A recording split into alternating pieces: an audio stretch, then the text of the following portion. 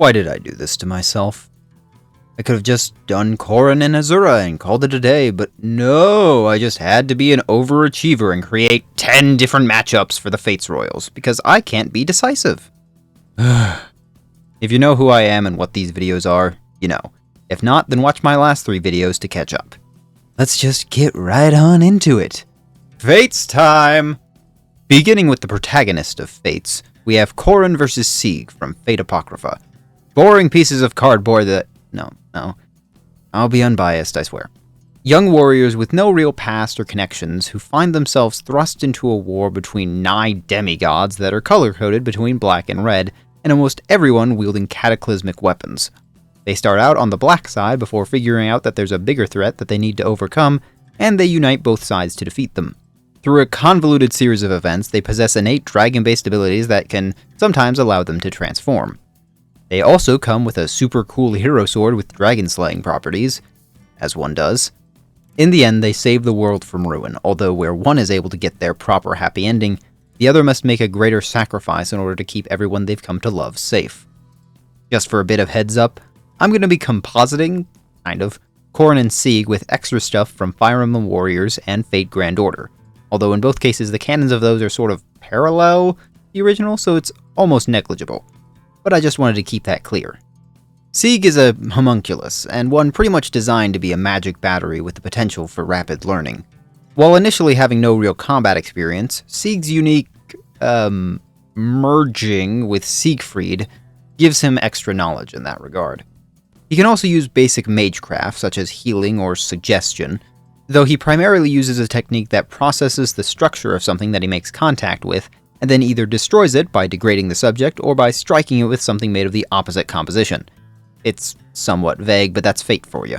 Speaking of Siegfried, that's Sieg's primary way of combating higher-end opponents like those found in his world.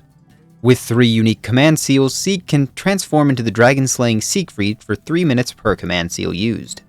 Normally, this technique would kill Sieg, but due to being infused with Frankenstein's magic 8-ball of lightning, don't worry about it, he can channel Siegfried's power and even fire off his noble phantasm, Balmung, repeatedly, even matching Karna, one of the mightiest servants out there, although only temporarily. In fact, during his match with Karna, he was able to, through the use of a command seal mid-transformation, boost Balmung to equal the continent-destroying Vasavi Shakti for a brief moment. Balmung itself is actually extra harmful to dragons due to it being used to slay the dragon Fafnir. That's just how fate works. Weapons and servants are essentially physical embodiments of legendary concepts, and therefore the concepts empower them in ways related to their stories. Hence why Balmung, despite technically being not explicitly anti-dragon in its origins, is anti-dragon when wielded by either Siegfried or Sieg. It can also release a massive semicircular blast of energy designed to cause simple and pure destruction in its wake. Siegfried, and by extension Sieg, also have the armor of Fafnir, which is a near-perfect defense. It recreates the armor and invulnerability of Fafnir and Siegfried from legend in such a way that nothing but the highest attacks can even damage him. I somewhat mentioned it in the GBA video, but stats in Fate are given letter ranks from E to A, with the unique rank EX representing something out of the ordinary, with pluses and minuses being applied to those ranks to represent that those ranks can be increased or decreased depending on circumstances or abilities, or that the rank is somewhat unstable.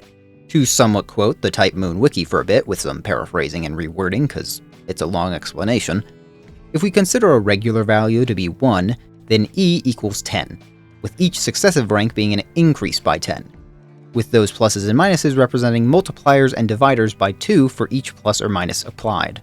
In his normal form, Sieg's physical parameters are all E, his mana is D, and his luck, which is categorized as one's ability to resist fate, humorously enough, is ranked B, and his Noble Phantasm is ranked EX.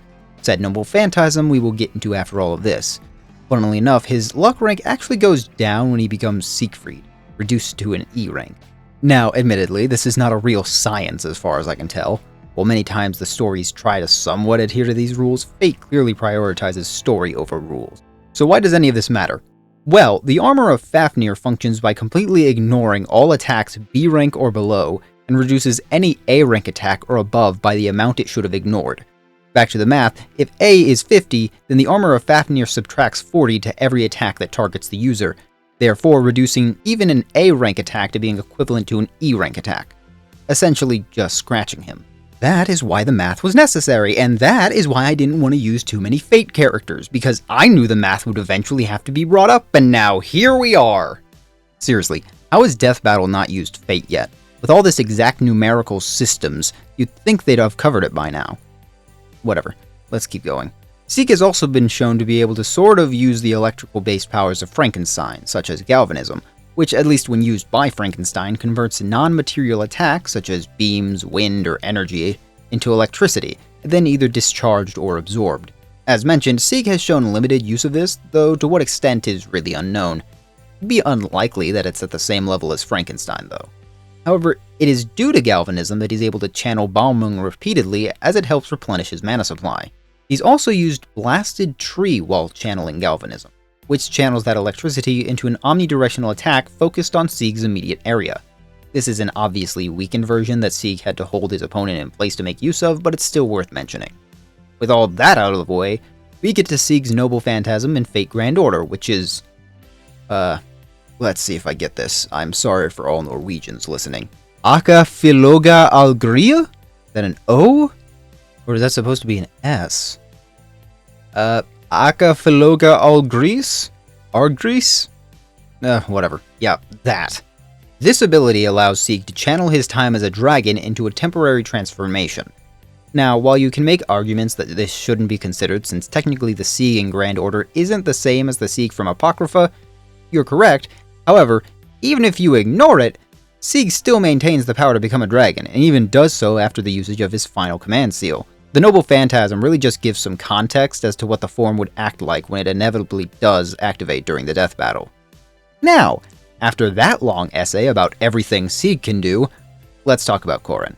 I'll refer to Corrin as she, since the female Corrin is the one in both Warriors and Engage, so as far as I'm concerned, that's the canon one.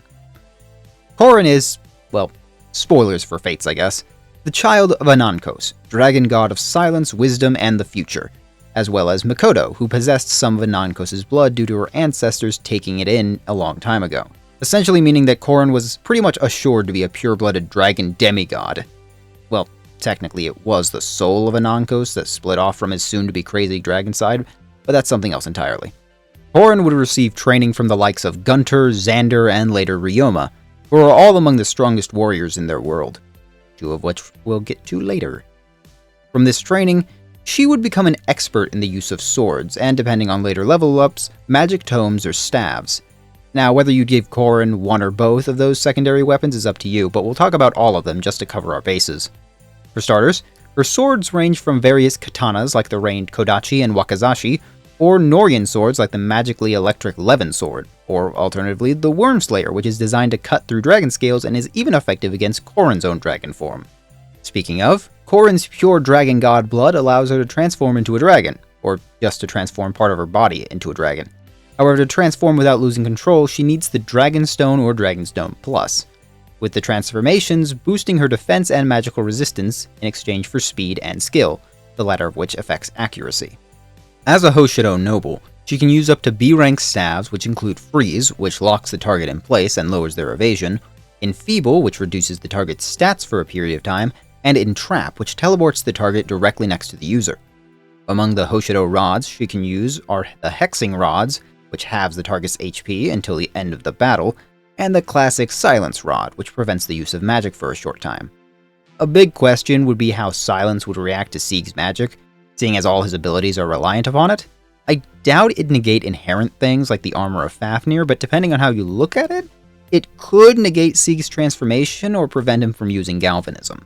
Moving on to Corrin's other upgraded class, the Norn Noble, you can use scrolls, none of which are especially significant, although most give Corrin some kind of stat boost after she uses them, and the magic tomes, of which those of note are Moonlight, which restores 20% of Corrin's HP after use, Lightning, which acts like a brave weapon and attacks twice when the user initiates combat, and Iago's Tome, which lowers the target's defense by 4 while lowering the user's magic and skill by 2 each. Finally, the crowning jewel of all of Corrin's weapons is the Omega Yato, a flaming chainsaw sword that was created by the draconic Rainbow Sage and gifted to humans as a means to slay the dragon gods that were present at the time.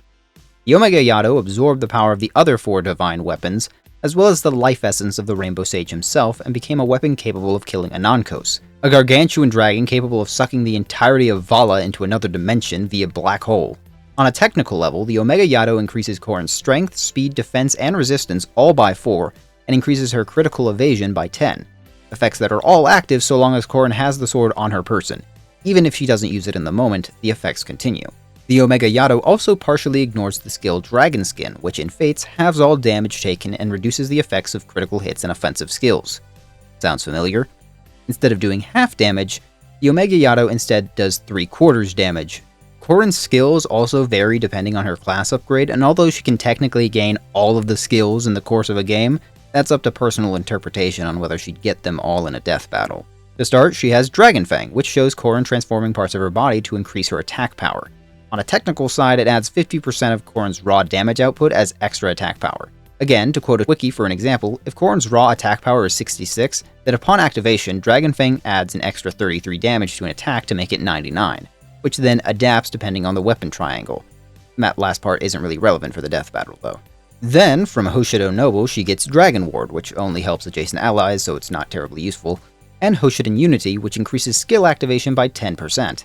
From Nor Noble, Corrin gets Draconic Hex, which lowers an enemy's stats by 4 after a battle, which in Fire Emblem is categorized as every time combat is initiated between units. So, pretty much every time swords clash, this skill is activated. Norian Trust also comes from Nor Noble, but that doesn't activate without a supporting unit, which is irrelevant in death battle.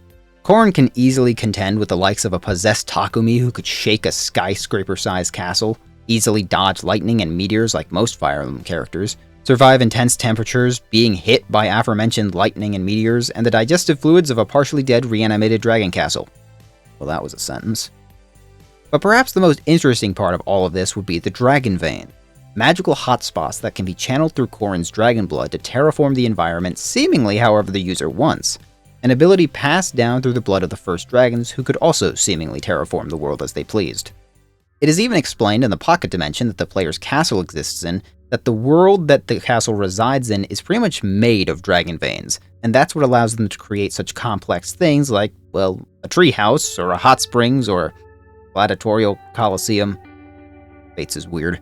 I don't personally believe that the dragon veins are locked to one specific response, per se, as those who use them seem to be able to dictate what the veins will do before they actually use them. During the Crossroads of Fate chapters, Camilla is pretty confident that she can use dragon veins as she pleases before activating it. She then proceeds to turn an entire river to steam, drying it up entirely with a ball of fire.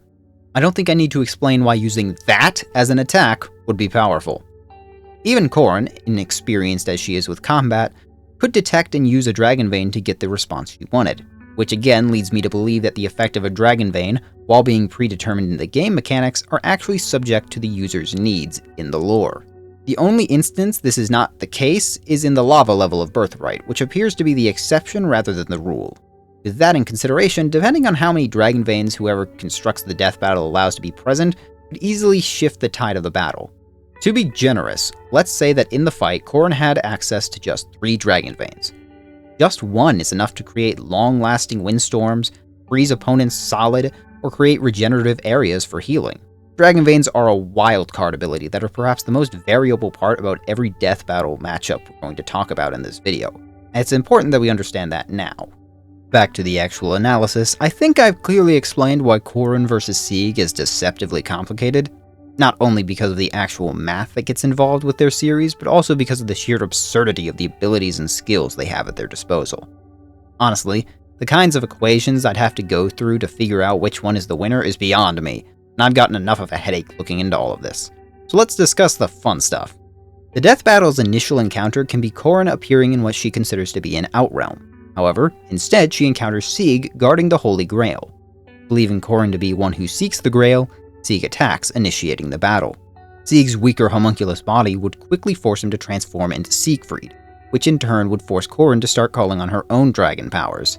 As the battle continues, their good-hearted natures clash with the animalistic impulses that the dragon sides bring out of them, which can result in an interesting dynamic of them both trying to reason with the other while fighting off the beast within. Regardless of who wins, the climax would have to come down to Corrin's Omega Yado or dragon form, with perhaps a dragon vein or two empowering her, trying to overcome the mythical might of Sieg's true draconic power. Oh boy, that took way too long. Let's move on to Ryoma, shall we? Ryoma versus Genichiro Ashina from Sekiro. Two samurai who hold the responsibility of their entire clan on their shoulders.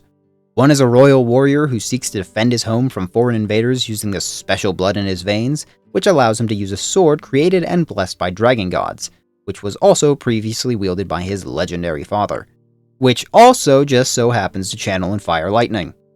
The other was born a peasant, but raised by a powerful clan and rose to become one of their greatest leaders and warriors, during which he learned how to channel lightning from his enigmatic teacher. Now he will do anything to preserve his clan and country, even if it means following down a dark and heretical path. Both are among the toughest swordsmen in their respective worlds, Ryoma being the mightiest warrior in all of Hoshido, even defeating his own resurrected water zombie dad with his father's former sword, the Raijinto. That's not his only weapon, however. He is a master swordsman able to wield any weapon in his game, minus character-locked ones, which includes all of the ones mentioned in Corrin's rundown, and more that are on the table. The Venge Katana increases damage when on the defensive, the Spirit Katana can heal him over time, but the Hagakure Blade is the most powerful non-dragon weapon, although it comes with the drawback of having his strength after an attack. Of course, with the Raijinto, it's unlikely he'd need any of that, but it's good to cover our bases. Ryoma's Raijinto was forged by the Rainbow Sage and is capable of and was designed to kill dragons. Ryoma was able to use it to fight and damage Anankos in the Revelations route of Fire Emblem Fates. Not to mention the Dragon Blood, which is what allows him to channel power through dragon veins, and we already covered how ludicrous those can get with Corrin. As for Genichiro, he learned the way of Tomoe, which allowed him to channel lightning and even initially defeat Sekiro, the character. In fact, he's likely one of the strongest swordsmen in his world. He's comparable to Sekiro, who has fought and defeated everything from dragons to Swordsate Isshin. I'm not saying Genichiro and Sekiro are perfectly equivalent. After all, Sekiro did eventually beat him, but it's not like he rolled over and let it happen. He also has his own special sword, the Black Mortal Blade, which is designed to kill immortals and produces black flames that eat away at the target. The start of their fight would probably be in Ryoma's favor thanks to abilities like Duelist's Blow, which increases his evasion whenever he initiates an attack. And he has been shown to have insane levels of athleticism, like when he jumped onto and then bounced around a bunch of people's heads just because he could. As the fight draws on, however, Genichiro would slowly be able to wear away at Ryoma, especially since Ryoma is the definition of a glass cannon, a very destructive, crit-happy glass cannon, but still a glass cannon. In the latter half of the fight, when Genichiro's definitely punished plenty of Ryoma's weaknesses, that's when Vantage and Astra would come into play. Astra allows him to deal 5 attacks in rapid succession that all deal half damage, and Vantage lets Ryoma attack first when he's at or below 50% of his HP, even when his opponent is the one who initiates an attack. Astra would already be a huge factor in the fight, especially since every single individual attack that is a part of Astra can also crit. As I said before, Ryoma is a crit-happy glass cannon. With Vantage as well, Ryoma could definitely pull back a win, and that's even without considering giving him skills he has access to as an enemy on higher difficulties, like Rend Heaven and Status Resistance. Even more so if he uses Dragon Veins. Now, I doubt they'd drop Ryoma and Genichiro into an arena brimming with Dragon Veins, so it's not like Ryoma would be bending the elements Avatar style, but some of the effects of the Dragon Veins would definitely trip Genichiro up. I'm talking Ryoma up a lot, but that's because what he has to face is no pushover. Genichiro is incredibly fast and wields both a sword and bow, which he can switch between seamlessly. And while Ryoma does seem to have enough knowledge of how to use such things as clubs that he has one specifically designed for him, the fact that he's canonically a class that can't wield it suggests that he's clearly not used to using it. When under duress, Genichiro will discard his armor and focus more on offense as he fully uses what he learned under his master Tomoe. Just like Ryoma, he becomes much more of a glass cannon, but boy, what a cannon he is. The Black Mortal Blade could also prove to be a unique obstacle for Ryoma.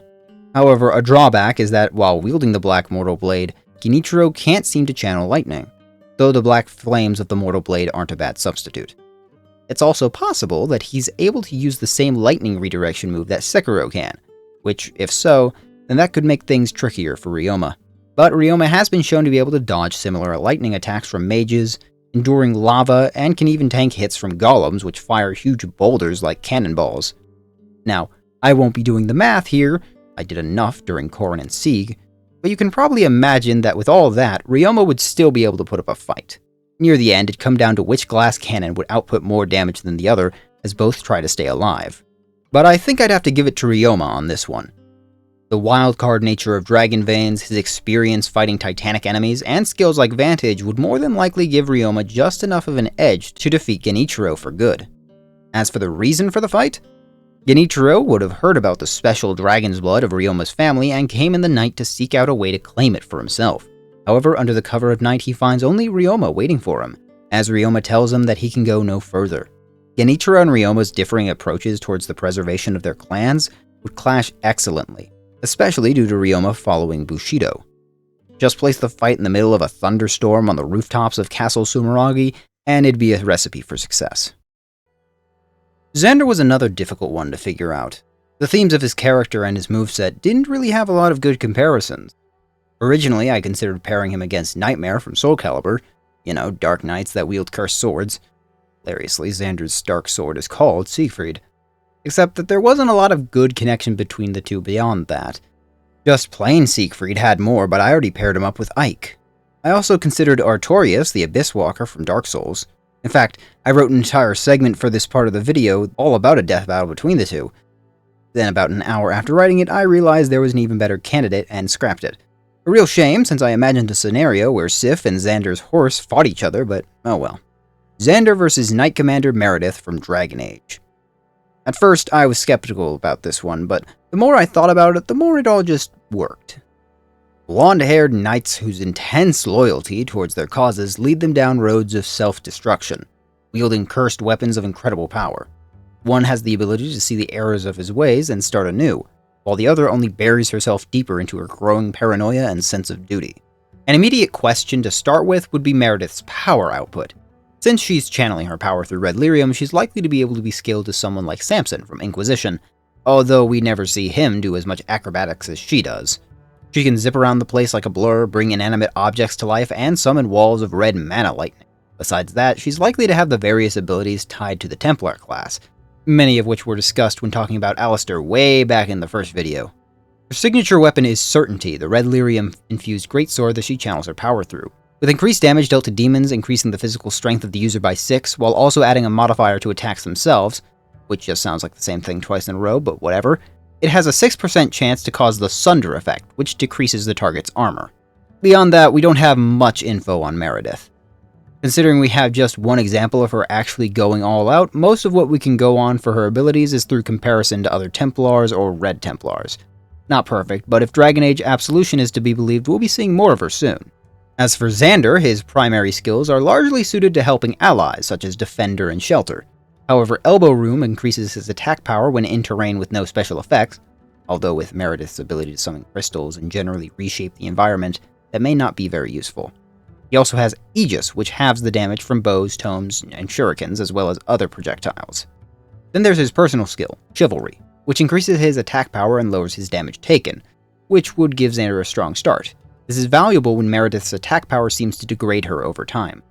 Naturally, Xander's arsenal encompasses swords and lances, or katanas and naginatas, I suppose, along with the likes of the Sword Catcher, which, well, is made to combat swords, the Norian Blade, which increases physical defense, or Xander's Lance, which is the most double-edged weapon ever, since it increases the strength of his enemies after he uses it while lowering his skill and resistance. But I doubt he'd ever need it when he has Siegfried, one of the divine weapons and imbued with dark energy, that can be fired like a laser from the blade. It also gives Xander an increase to dodge and physical defense. Also, Dragon Veins, yada yada yada, we've been over that. As I mentioned in the last video, if we consider Xander from Warriors, then he has access to his awakened state, which I didn't mention in Ryoma or Corrin's analyses because it didn't make much of a difference in those fights. Said boost to Xander would only further worsen Meredith's chances of victory. Xander, or rather Xander's horse, has shown off remarkable feats of maneuverability. Honestly, his horse alone could probably beat Meredith, as it's also dodging lightning, tanking meteors, and so forth. Xander's horse versus Bojack Horseman win.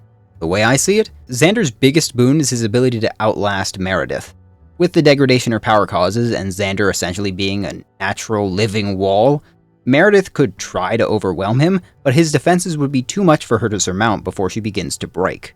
The fight can start with Meredith arriving in Nor, demanding King Xander relinquish the many mages in his care, something that Xander doesn't take kindly to. which leads into the Crimson Knight being reminded why Xander is the rightful ruler of Nohr. Hinoka vs. Seong Mina from Soul Calibur. I swear I butchered that name, I'm so sorry. This was really the only pairing for Hinoka as far as I could find, and it works out well enough. Both choose to use Naginata or sometimes Nagayari for Hinoka, which is a ranged variant that she can take full advantage of from her Pegasus. Both are hot-headed tomboys with a penchant for sass and who grew up in a culture of combat. Hinoka as the eldest princess of Hoshido and Mina growing up in a famous dojo under her father. Beyond that, they have almost opposite experiences, especially with the new timeline for Soul Calibur. Whereas Hinoka was allowed an almost absurd amount of freedom for someone of her status, Mina was constantly prepared to find a good husband. Hinoka trained and joined the military in order to one day rescue her lost sister Corrin, and Mina was denied entry into the military on account of being a woman. And she ran away from home to prove herself by claiming the mythical Soul Edge and protecting her homeland of Korea. However, that's where any similarities and connections start to fizzle out.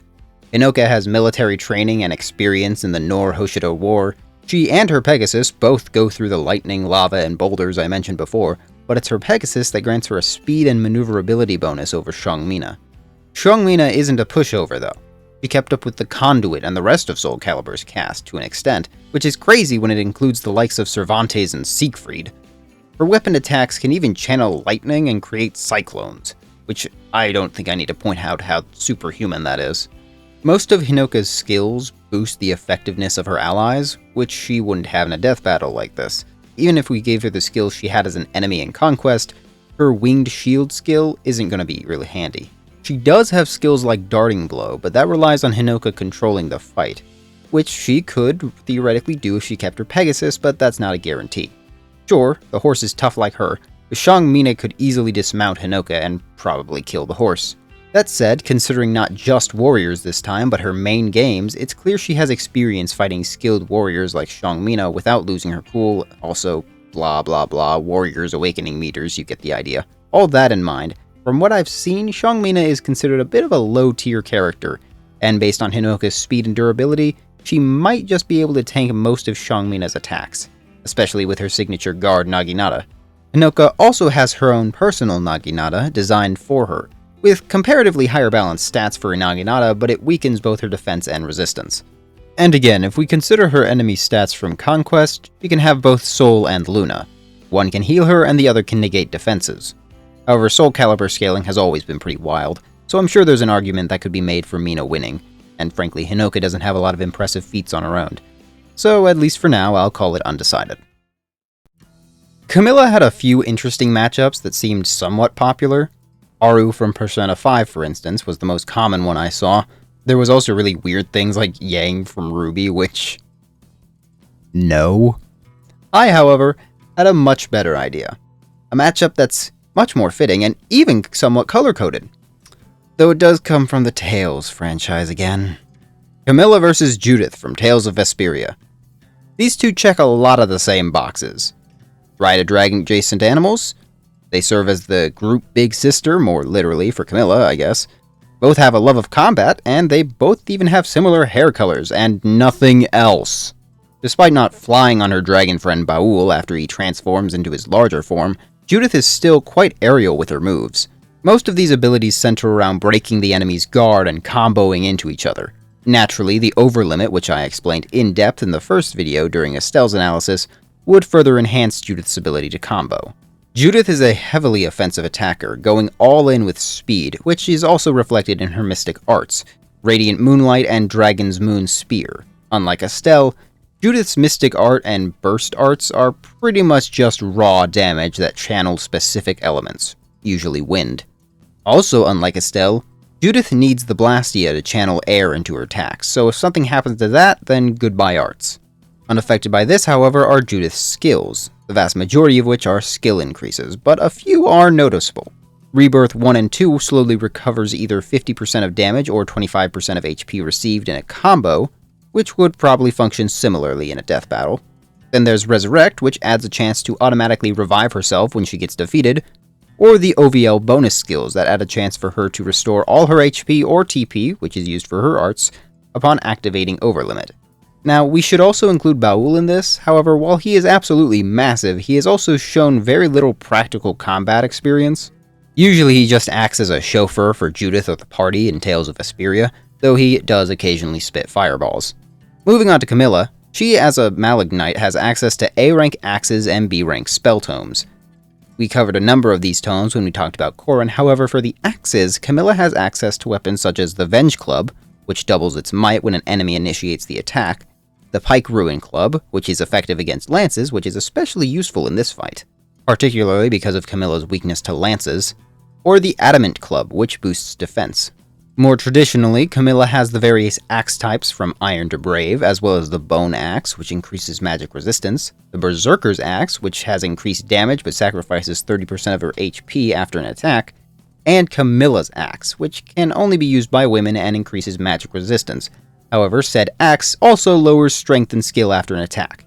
Despite this, Camilla's axe is comparable to a steel axe without some of the drawbacks, like lowered avoidance and inhibiting her ability to double attack. If we consider her warrior's appearance, then she can also enter an awakened state for a short period of time, which I know I kind of joked about before, but this time it's more relevant, as Judith has a comparable power in Overlimit. I'll probably still have to bring up the warrior's things later on, so just expect as brief a mention as I can from here on out. Furthermore, Camilla's personal skill, Rose's Thorns, get where that song name idea came from, is completely inert in a fight like this, as it boosts the attack and reduces the incoming damage for allies that are adjacent to her. Unless, of course, you consider her mount to be an ally, in which case, I honestly have no idea. Maybe if they got separated, but I'm not wasting brain power on that pointless question. Camilla also has her class skills. The relevant ones are Lunge, which lets her swap places with someone she attacks, and could make for some creative and snappy choreography. Savage Blow, which reduces an enemy's HP in the area by 20% after Camilla initiates and survives an attack. And Trample, which lets the user inflict 5 more damage on any non-mounted enemy. Which, isn't a great thing for Judy. You could consider her enemy-only skills of Bowbreaker and Tomebreaker, but those are both irrelevant against Judith anyway.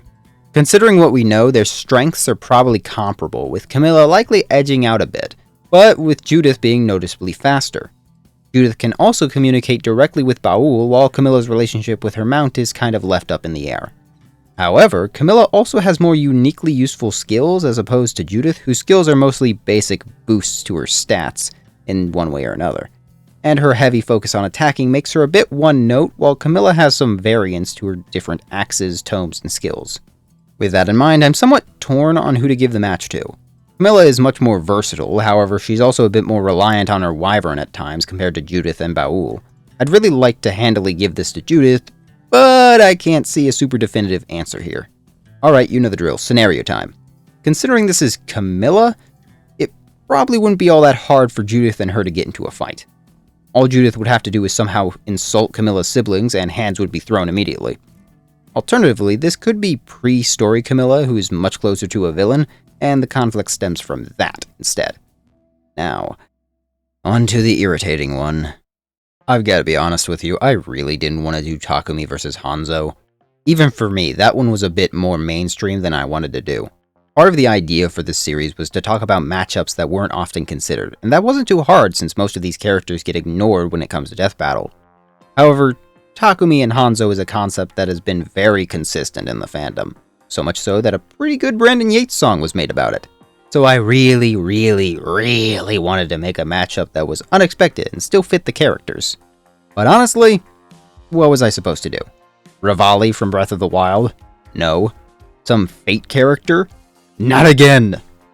So fine, I'll do the boring answer, but I won't be happy about it. Takumi versus Hanzo Shimada from Overwatch. Scions of renowned families with mythical connections to dragons that have suffered the loss and potential betrayal of their sibling. Wielding bows while being skilled with other fighting styles, they channel draconic powers through themselves. Their darker instincts tend to have a heavy influence on them, leading to conflict with their long-lost sibling on more than one occasion. Takumi's biggest asset in this fight, besides the obvious point of dragon veins, is his limitless supply of magically generated arrows that his signature weapon, the Fujin Yumi, creates. There's even more evidence to suggest that the bow itself also has some kind of aim assist built into it, as Takumi has stated before. The Yumi also allows him increased mobility regardless of the terrain. Furthermore, he can use essentially every bow in Fates, which includes the Spy's Yumi for increased range, the Illusory Yumi, which grants a large buff to magical resistance and does magic damage, the Surefire Yumi, which lowers defense and resistance in exchange for incredible accuracy, and the S-Rank Pursuer, which naturally double attacks like a brave weapon and has very high attack power, but it lowers the user's defense and resistance even lower than the Surefire Yumi does. He also seemingly has some skill with a katana since he has his own sword named Takumi Shinai, but similar to Ryoma, he can't naturally use it in his canon class, so I question exactly what his skill with it is. Speaking of class, Takumi is an archer which naturally gains the skill Quick Draw, that increases the amount of damage he deals when he initiates combat, i.e. attacking rather than defending. Upon leveling up to a sniper, he also gains the skill Certain Blow, which increases accuracy when he initiates combat. Takumi has further skills if we want to consider his abilities as an enemy unit, of which he has even more busted powers, although as usual it's dubious as to whether they would count, so I won't be covering them here. Also, obligatory mention of Warriors and Awakening Gauges as well as Dragon Veins, although it should be noted that Warriors does show off some of Takumi's mobility as well as limited control over the wind, which tracks with the Fujin Yumi's connection to the wind in the lore. Beyond that, we get into some murkier waters with Takumi's skills as we ask a similar question that we do with Robin and Grima. Does Takumi's possessed form count as a part of his arsenal? Technically, his regret and feelings of betrayal are only made manifest like this through Anankos' interference, as shown with how, in the Revelations route, where he never ends up falling into the bottomless canyon and becoming ensnared by Anankos, he never manifests any dark form like he does in Birthright and Conquest. So, as far as I can tell, it'd be considered outside help, although Death Battle hasn't been afraid to bend the rules a bit when it comes to that sort of thing. On to Hanzo. He specializes in general utility and area denial, meaning that in a fight, he'd be keeping Takumi always on the move, which wouldn't be a problem for Takumi as he has the Fujin Yumi's power to help with any terrain. While at long range, Hanzo's accuracy becomes less and less reliable, Hanzo is more of a harrier who excels in mid-range combat. Should Takumi keep his distance, Hanzo would be kept on the back foot, but Hanzo arguably has superior mobility as compared to Takumi, at least ignoring the Fujin Yumi. But even then, Hanzo's ability to walk up walls essentially, as well as jumping mid-air, is a type of maneuverability that Takumi lacks. Finally, there is Hanzo's ultimate attack, the Dragon Strike, in which he summons twin spiritual dragons that pass through barriers and deal damage over time to those struck by it. That's about it. Yeah, while I'm sure there's some power scaling reason some people think that Hanzo would win, I'm not convinced. Takumi has far better versatility and range, and that's if you discount certain things that I'm certain other people wouldn't. The Dragon Strike could play as a possible gotcha should Takumi erect a wall or defenses with a Dragon Vein, and it can be charged and fired multiple times a fight. But besides that, Hanzo is pretty much designed to be a team player, whereas Takumi is designed to be as heavy-hitting as possible. And while much of that can be attributed to Takumi's signature bow, even without it, he has more than enough to pin Hanzo down and beat him. Story-wise, I haven't the slightest idea how I'd set up a death battle between them, especially considering how disconnected their settings are. Though the interactions between the fighters would be the classic cocky versus serious dynamic, and when the cocky one is the winner, it tends to be a pretty enjoyable dynamic. On to the next. Leo versus Rudeus Greyrat from Mushoku Tensei. Blonde-haired magic prodigies from affluent families in corrupt kingdoms full of political intrigue. Look, I know the connections are vague at best, but I really didn't want to use Jean, and I already used Zelda. Just to be clear, the only info I have on Rudeus is up to episode 12 of season 2 of his show, so keep that in mind. Leo and Rudeus could have an interesting dynamic with Leo seeing through Rudeus's fake nice guy routine, and that could even be what causes the fight. Leo's horse would likely go pretty quickly due to Rudeus's signature move with earth magic is making a swamp, although his horse can survive the same stuff as all the other Fates characters and their mounts, so I guess it could probably get out of what is basically magical quicksand. Rudeus lacks any direct and formal education, though his own self-teaching has proven more than useful. Even at the Royal Academy, he's not really attending classes. Meanwhile, Leo is a certified genius who excelled at strategy and magic. Rudeus has gone up against some of the strongest entities in his world and was able to at least damage them. While it took all his power and control to do so, he did harm Orsted, who is considered the strongest being in his world.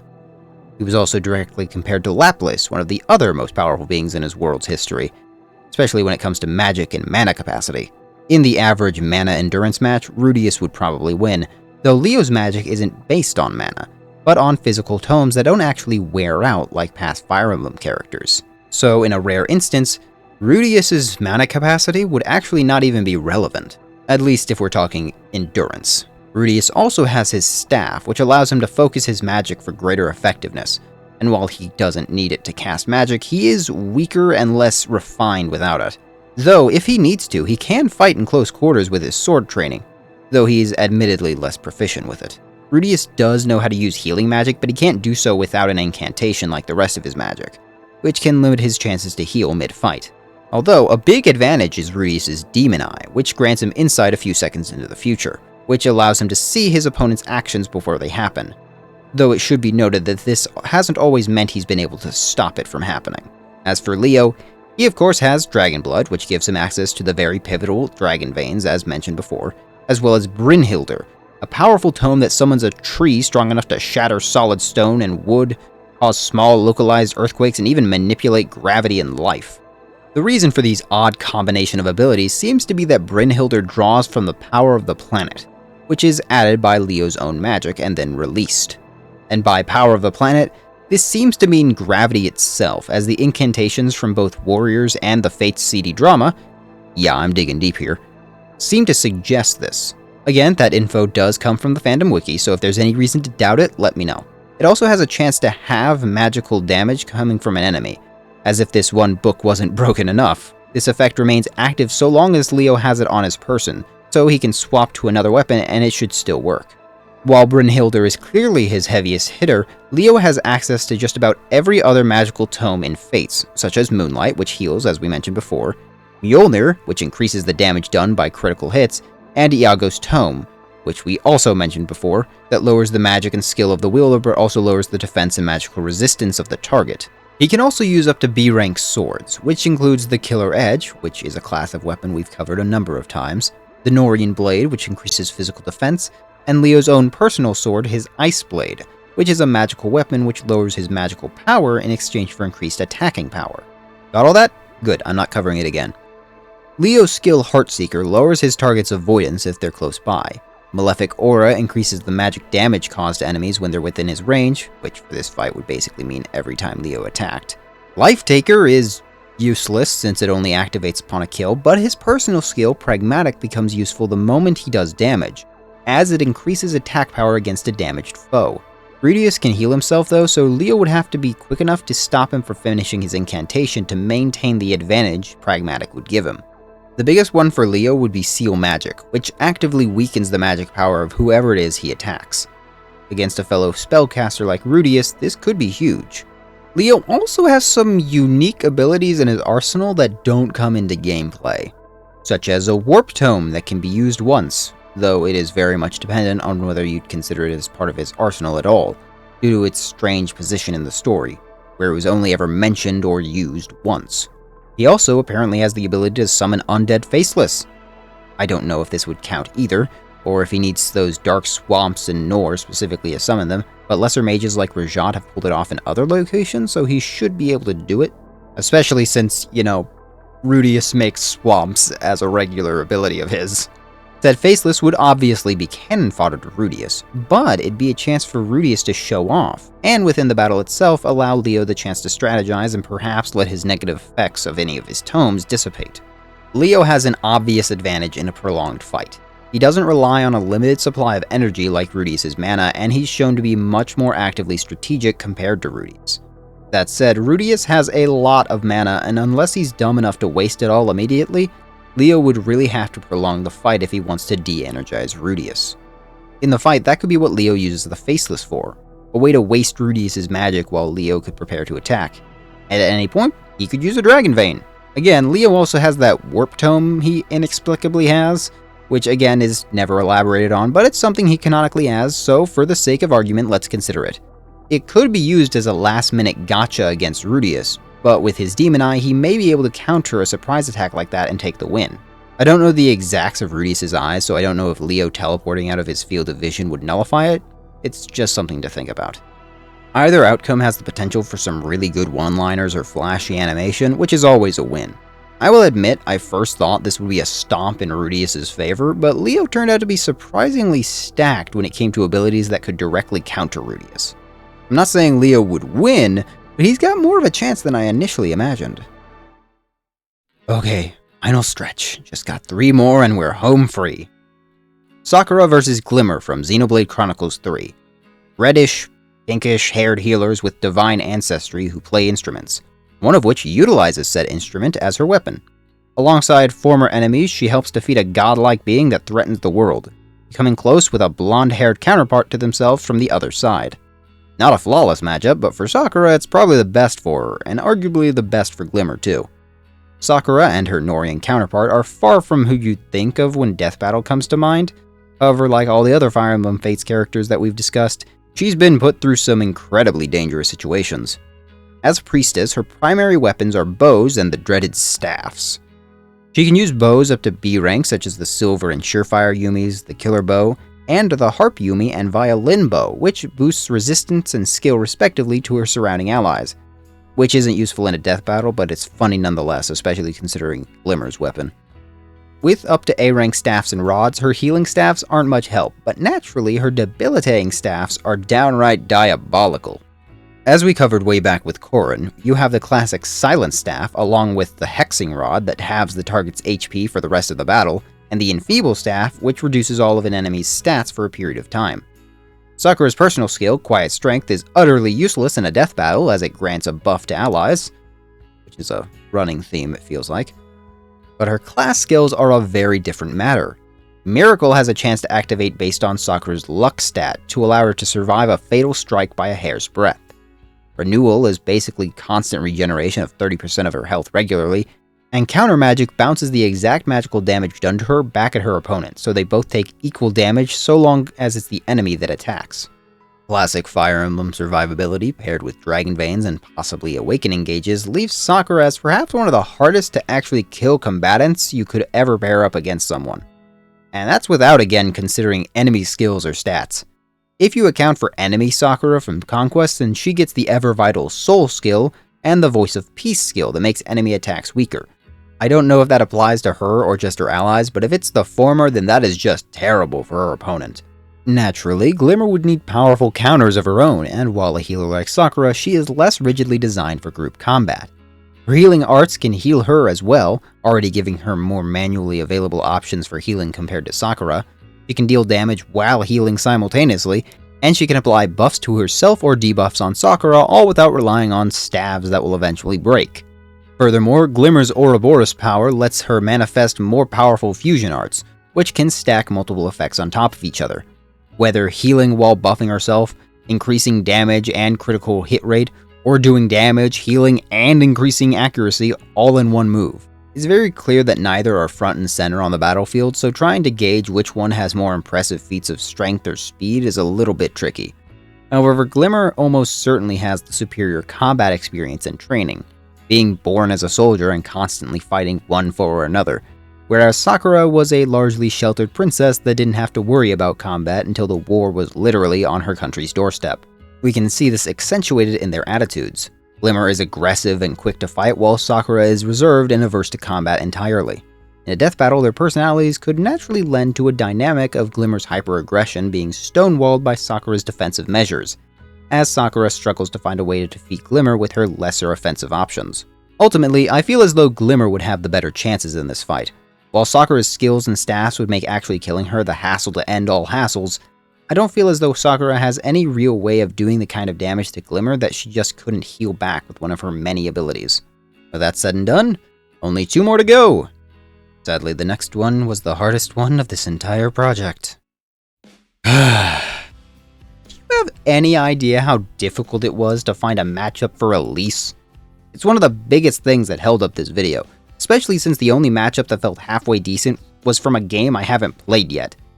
So let's just get this over with. Elise vs. Elise from Tales of Xillia. Young blonde girls with a penchant for magic, but realistically have no place on the battlefield.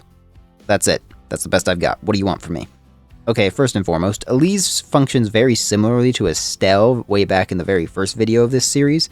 As a primary healer with some offensive capabilities, although Estelle was more balanced between offensive magic and physical attacks when it came to combat.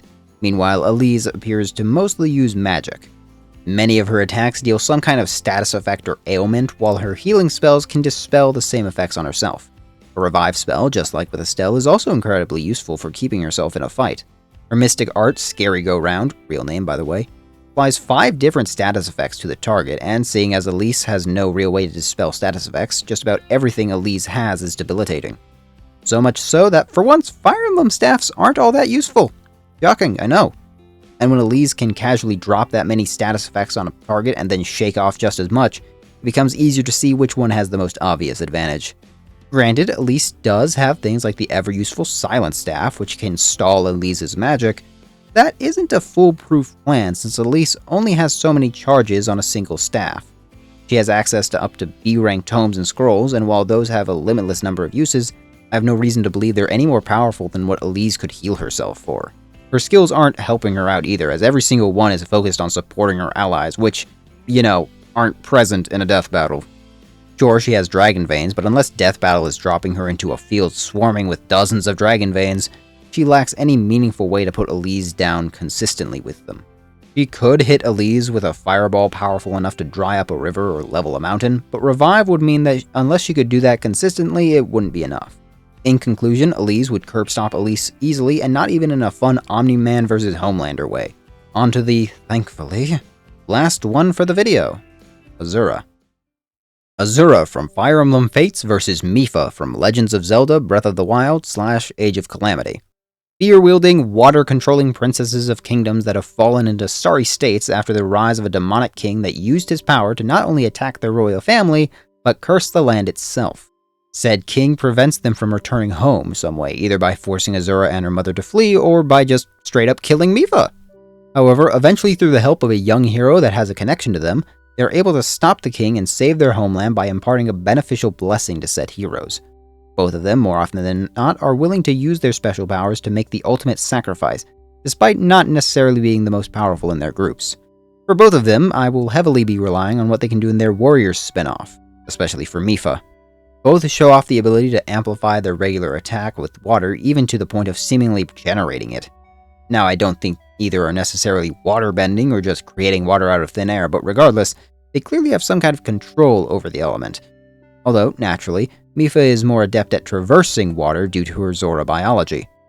Mipha's Grace is a unique power that she alone possesses, which enables her to heal others and possibly herself, although it's a bit unclear from what I've seen. Her primary weapon is the Light Scale Trident, which is an enhanced version of the Zora's Spear, although it doesn't appear to have any special capabilities besides being used in tandem with her training and abilities.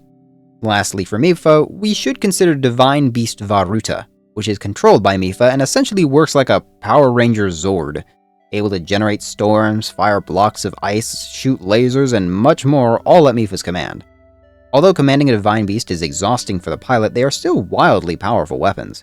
Now, some of you might think Varuta gives Mipha the edge, but remember, Fire Emblem Fate Royals have dragon veins, and all she needs is one to do massive damage or disable it. Granted, it's a bit of an obtuse win condition, but even without taking Varuta into the equation, Azura holds her own well. Like Mipha, Azura has been shown in a Warriors game able to amplify her physical attack with Hydrokinesis or heal her allies with her music. Although we also have a lot more to go off of outside Warriors as well. Azura has access to up to rank C lances and naginatas from Fates. Not nearly as high as other characters, but it does give her weapons like the Electric Bolt Naginata that takes advantage of the Light Scale Trident's conductivity, the Blessed Lance that restores some health each turn at the expense of lowering defense and resistance, or the Hexlock Spear that significantly boosts her resistance. Her skills aren't especially useful in death battle though, as most are either support skills for her allies or only applicable to certain situations. However, while her song is normally used for supporting allies, when combined with her pendant and that one song we all should know by now, Azura can do some very peculiar things. Besides exorcising spirits or demons, making people lose the will to fight, or traversal into the kingdom of Vala, she can also undo certain magical spells, such as when Iago tried to resurrect a dragon that had been turned into a castle with her and her army inside it. However, doing any of this has a destructive effect on her, and doing so too much, for too long, can kill her. I personally think Mipha has a more consistent win condition with Varuta, whereas Azura would have to rely on things like Dragon Veins or her magical song to get the victory. but I'll leave the final word up to all of you. At last, the Fates Royals are done, and we can move on to the final batch of matchups. Next time, because there's almost just as many matchups to make for the Switch era. But, if you enjoyed this or have stuck around for the whole series even, I want you to know that I will indeed be working on it. Do all the YouTube stuff, liking, commenting, and subscribing. Tell me what matchups you liked or thought could be better, and if I got something wrong, feel free to correct me in the comments. Thank you all, and I will be seeing you next time around the hearth.